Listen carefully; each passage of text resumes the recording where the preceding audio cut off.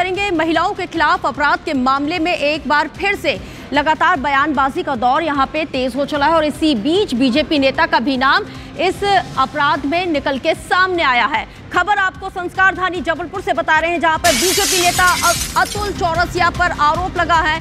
जबलपुर से इस वक्त की बड़ी जानकारी, असम की युवती को बंधक बनाकर देह व्यापार करवाने का ये पूरा मामला है। मामले पर कांग्रेस ने यहां पे घेराव किया है, एसपी ऑफिस का घेराव किया है। कांग्रेस ने आरोपियों के खिलाफ कार्रवाई किए जाने की मांग की है। पीड़ित को पुलिस सुरक्षा दिए जाने के मामले में एसआईटी अब इस पूरे मामले में जांच किए जाने की मांग यहां पे कांग्रेस की तरफ से की जा रही है। बीजेपी नेता और होटल संचालक अतुल चौरसिया मुख्य आरोपी इस पूरे मामले में बताया जाता है।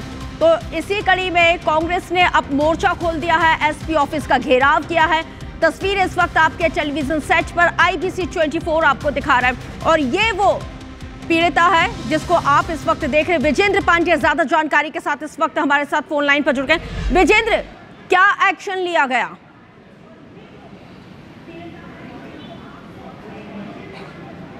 बिल्कुल बताना चाहूँगा आपको कि ये असम निवासी ये 25 वर्षीय युवती है। ये इसका ऐसा कहना है कि अतुल चौरसिया जो कि भारतीय जनता पार्टी का पूर्व मंडल अध्यक्ष है, वो एक अतिथि होटल का संचालक भी है।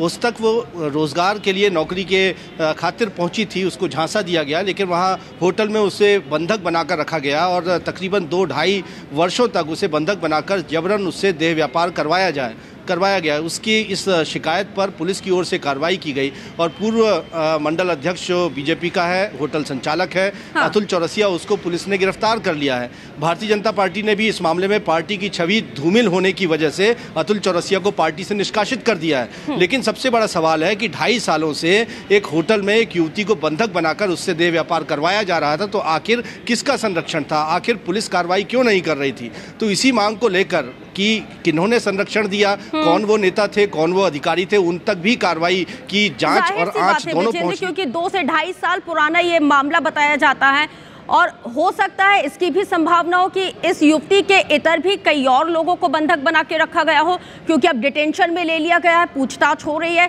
पूछताछ में और क्या कुछ खुलासे हो सकते हैं, क्या सूत्र क्या बता रहे हैं अंदर खाने से?